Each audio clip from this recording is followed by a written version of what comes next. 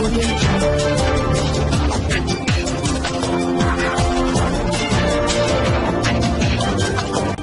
भारत, केवल खबरें और कुछ नहीं। नमस्कार, मैं हूं अंजलि। आरपी भारत में आपका स्वागत करती हूँ। आइए नजर डालते हैं आज की किसी खास खबर पर। बरघरवा नगर पंचायत में विभिन्न डाक बंदोबस्ती को लेकर बीते दिन नगर पंचायत कार्यालय के सम्मुख स्थानीय की प्राथमिकता देने के नाम पर स्थानीय लोग सगित पाकुड़ निवासी एक निविदा दाता शंभू नंदन भगत के बीच झड़प हो गई थी, जिसके बाद पाकुड़ निवासी निविदा दाता शंभू नंदन भगत के द्वारा एक ऑडियो क्लिप वायरल कर झारखंड के मंत्री आलमगीर आलम एवं सूबे के मुख्यमंत्री हेमंत सोरेन के प्रतिनिधि पंकज मिश्रा के इशारे उक्त घटना को अंजाम देने की बात की जा रही है। जी हां, ऑडियो क्लिप में वायरल ऑडियो की चर्चा क्षेत्र में तेजी से फैल रही है। यहां तक कि इस मुद्दे को लेकर पक्ष विपक्ष एक दूसरे पर षड्यंत्र का निशाना साध रहे हैं। तो वहीं दूसरी ओर बरघरवा नगर पंचायत क्षेत्र भाजपा नगर उपाध्यक्ष लोकेश कुशवाहा के द्वारा स्थानीय लोगों एवं वित्तीय वर्ष कार्यरत शंभू नंदन भगत के टोल टैक्स कर्मचारी की उपस्थिति में प्रेस कॉन्फ्रेंस आयोजित कर स्थानीय को प्राथमिकता देने की बात कहते हैं। तो वहीं बरघरवा के कई एक स्थानीय निवासी द्वारा मंत्री आलमगीर आलम एवं सूबे के मुख्यमंत्री हेमंत सोरेन के प्रतिनिधि पंकज मिश्रा के ऊपर निविदा दाता शंभू नंदन भगत के द्वारा लगाए गए सारे आरोप को बेबुनियाद बताया जा रहा है। साहिबगंज से आनंद कुमार भगत की रिपोर्ट। काम किए उसके काम के जरिए में तो 9 महीना हम लोग उसके यहाँ काम किए हैं, लेकिन 9 महीना में हम लोग के साथ इतना जाति किया गया है कि हम लोग तंग आ गए, इसलिए उसको लेना नहीं देना चाह रहे। इसका सबसे बड़ा कारण है, एक तो पानी हम लोग को दिया नहीं गया। पीने के लिए पानी बोला जा रहा था चापाकल से भर लो, चापाकल 2 किलोमीटर दूर है, वहाँ से जाके भर लो आराम से, ठीक है। लकड़ी अगर ठंडा में लकड़ी जला देते, इसको फोन पे बोला जाता था, बात किया जाता, मैनेजर बोलता था कि हाँ ठीक है बात हो गया, आप कर सकते हैं, लकड़ी जला सकते हैं। लेकिन जब हम लोग लकड़ी को जलाते थे तो उसका पैसा डबल कटता था। एक फॉर्म चलान हम लोग बनाते थे, चलान में अगर एक अक्षर गलती होता था 110 के जगह 111 लिखा जाता था, तो उसमें 220 रुपया काटा जाता था, जबकि 220 रुपया हम लोग का मजदूरी था।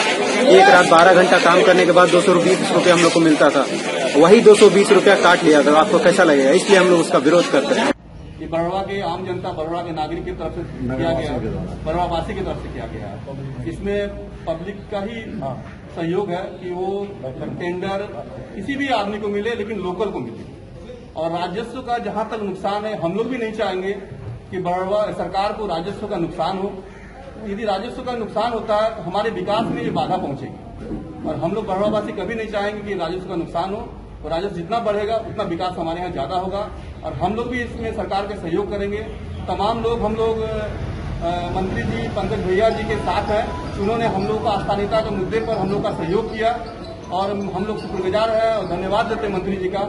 उन्होंने बिना कोई पार्टी देखे, बिना कोई कार्यकर्ता को देखे, जिस तरह से हम लोग गए, हम एक उनका भर्सन आप सुन ही रहे हैं, तपनवा तपनवा बोल रहे हैं। ये आप समझ रहे हैं कि आज एक सम्मानित व्यक्ति जो कि यहाँ के प्रेशर ओनर है, एक मतलब कि प्रतिष्ठित व्यवसायी है, उनके बारे में इस तरह का लैंग्वेज यूज करना, आप तपन सिंह भी बोल सकते हैं उनको।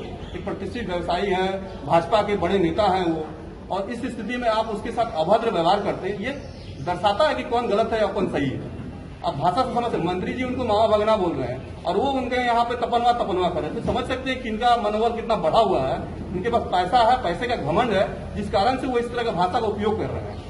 और ऐसे में यदि वहाँ बगल में बैठे हमारे पंकज भैया जो बैठे हुए हैं, उनको इस मामले से कोई लेना देना नहीं। वो तो बरवा नगर पंचायत के कुछ है भी नहीं, वो उनका क्षेत्र आता है, बरहेड़ विधानसभा के प्रतिनिधि हैं, उसके आधार पर उन्होंने एक मंत्री जी के अनुसार उन्होंने भी इसमें सहयोग। यही जानना चाहते हैं कि जो भी काम बरौरा में आता है वो उसका टेंडर बाहर के लोगों को क्यों मिल जाता है।